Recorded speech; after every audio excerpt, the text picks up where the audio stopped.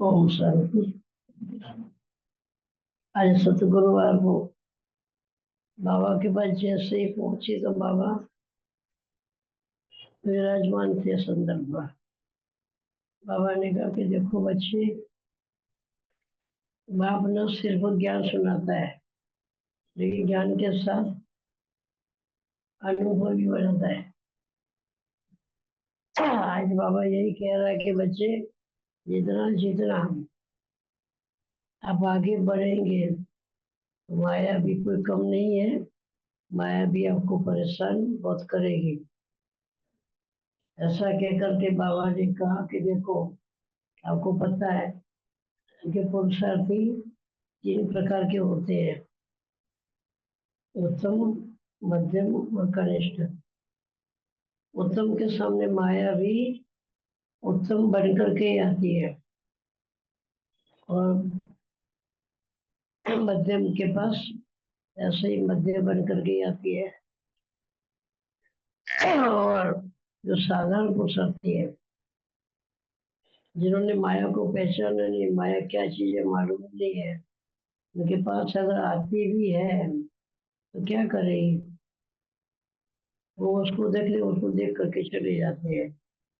तो बाबा ने कहा कि बच्चे, अभी आज बाप आप बच्चों को कह रहा है, सावधान रहो, माया आएगी, कई प्रकार से आएगी। माया माया का एक प्रकार नहीं है। बाबा का एक ही स्थान है, परम धाम, और माया के स्थान बहुत है।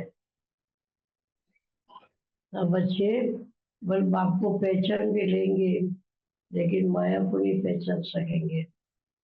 ऐसा जैसे फिर ऐसा कहकर के बाबा ने एक योगी बताया। वो योगी योग में जैसे बैठा है, माया आती है, घड़ी घड़ी उनको परेशान करती है। तो योगी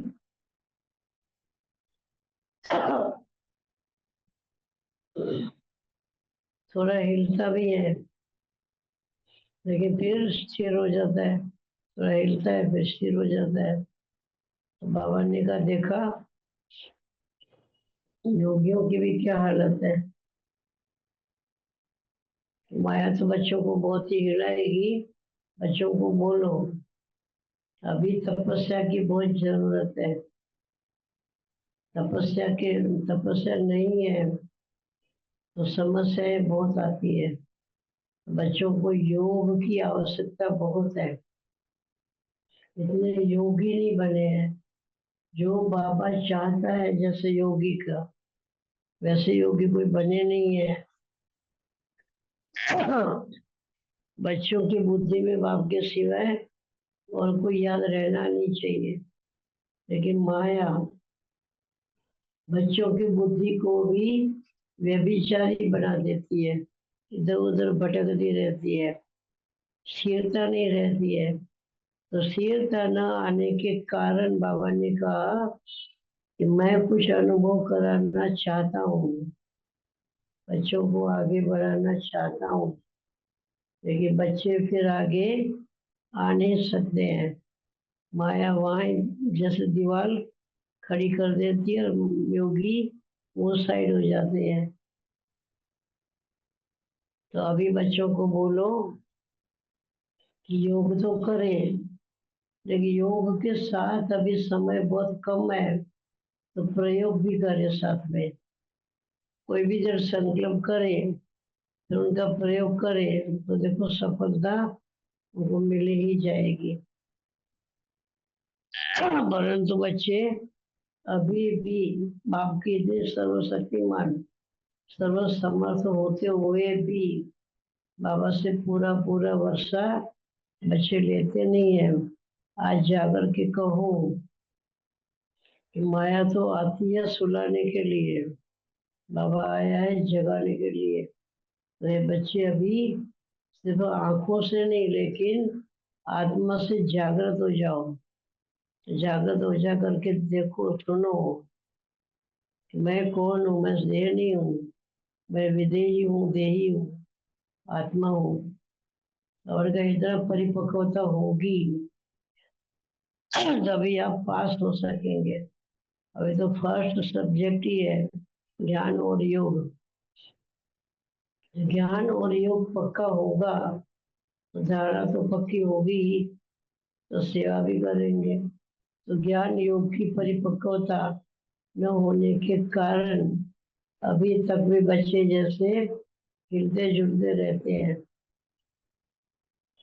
कभी देखो तो बच्चे स्थिर होंगे, कभी देखो तो झूमते रहते हैं, झूलते रहते हैं। बाबा ने कहा कि बच्चों को कहो कभी सावधान रहे। बाप चाहता है कि बच्चों की बुद्धि अभी स्थिर होनी चाहिए, बुद्धि हिलनी जुलनी नहीं चाहिए। जितनी स्थिरता होगी उतनी अनुभूति भी बाबा ज्यादा कराएगा। ऐसे जैसे कि बाबा कह रहे थे, बहुत सारे बच्चे थे, वो बच्चों को बैठ करके समझा रहे थे। बच्चे ज्ञान से मुरली में तो है ही है, मुरली तो मैं सुनाता हूँ, लेकिन मुरली के साथ साथ फिर अभी बच्चों को ट्रेनिंग भी देनी है। तो ये ट्रेनिंग है, ये प्रयोग करो अभी। अभी सिर्फ ऐसे परे चुप होकर के बैठो, लेकिन अंदर में याद रहे कि मैं बाबा का हूँ, बाबा मेरा है। जो लिंक जुटी हुई रहेगी तो नेचर उसकी करंट भी आएगी, कर्ण के साथ फिर आपकी ऊर्जा भी बढ़ेगी, अंदर में शक्ति भी बढ़ती जाएगी, और वो शक्तियाँ आपको काम में आएगी और स्थापना के कार्य में भी मदद करेगी। बाबा ने कहा अभी तो एकदम ही जैसे कि क्या कहेंगे, ढीले ढाले होकर के चलते रहते हैं। बाबा है ना, बाबा है ना, बाबा है ना। और कभी अंत में मुझे ये नहीं कहना बाबा बैठा था तो ऐसा क्यों हुआ, बाबा जब बैठा था तो ऐसा क्यों हुआ। ये भी समय आएगा कि उस समय बाबा याद आएगा, फिर वो ये इस भावना से याद नहीं करना। भगवान बैठा है फिर मुझे बीमारी, भगवान बैठा है फिर मुझे कोई आपत्ति, भगवान बैठा था फिर भी ऐसा, ऐसा वैसा तो होता ही रहेगा। तो समझ लो कि हमारा योग पूरा नहीं है। ऐसे बाबा जैसे बच्चों को समझा रहे थे, तो आज ये समझाने बाबा की सारी सुनी, तो बाबा ने कहा कि ये समझाने के सभी को सुना हो। तो आप सभी को भी ये बाबा का कहना जो था वो सभी को सुनाया। बाबा ने कहा दिनों दिन धीरे धीरे धीरे धीरे करके पुरानी दुनिया चली जाएगी, नई दुनिया आ जाएगी, लेकिन बच्चों के द्वारा ही आ रही है। बच्चे इतने पवित्र बने, जब शुद्ध स्वच्छ बने, तभी तो जब स्वच्छता होगी। देखो कहते हैं कि श्री कृष्ण भी पति दुनिया में पैर नहीं रखता था, तो आप बच्चे भी इतने पवन बन जाएंगे तो पति दुनिया में पैर कैसे रखेंगे। आपका भी पैर हमेशा पवित्र दुनिया में ही होगा। आपकी सोच भी इतनी प्यूरिफाइड हो जाएगी, इतनी पवित्र बन जाएगी। परंतु पवित्रता है मुख्य। बाबा ने कहा बच्चे पवित्रता को समझते हैं, मानते भी है, पहले बच्चे तो उसके ऊपर चलते भी है, लेकिन फिर भी माया कभी कभी ये पवित्रता के विचारों को उड़ा देती है और एकदम ही लौकिकता में आ जाते हैं, तो एकदम भौतिकता में आ जाते हैं। तो वो आने से फिर वो फेल हो जाता है। तो बाबा ने कहा कि वे सभी बच्चों को एक ही संकल्प करना चाहिए, मुझे पास होना ही है, मुझे अभी फेल नहीं होना है। बाबा ने कहा सभी बच्चों की फाइलें मेरे पास है, मैं देखता हूँ। अगर बच्चों को यकीन ना हो तो वो पहले मेरे पास आए, मैं उनकी फाइल उनको दिखा दूंगा। कितनी पुण्य की कमाई है जमा, कितनी पाप कर्मों की कोई कमाई नहीं होती है।